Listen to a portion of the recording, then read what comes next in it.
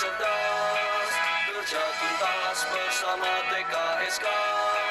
Kerja keras, kerja cerdas, kerja ikhlas bersama kita bisa. TKSK jaya, TKSK pasti jaya. Satu langkah nyata membangun negeri tercinta. Sejahtera semua berdaya dan bahagia. TKSK pasti jaya.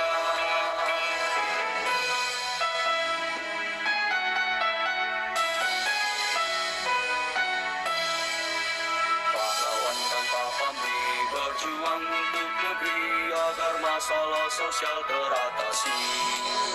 Membangun negeri tercinta berlandaskan Pancasila bersama pilar-pilar sosial lainnya. Kerja keras, kerja cerdas, kerja tuntas.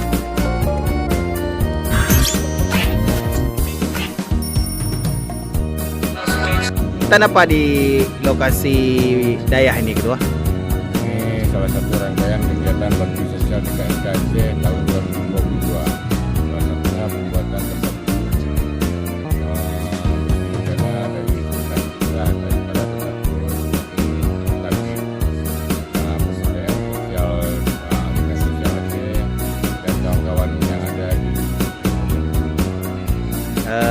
Kira-kira ini sudah berapa persen siap tidak kira-kira nanti pada hari ini? Misalnya semua dari pembuatan rumah rehab dan pembuatan guru mencapai 90%. Siap ketua ya? Ya.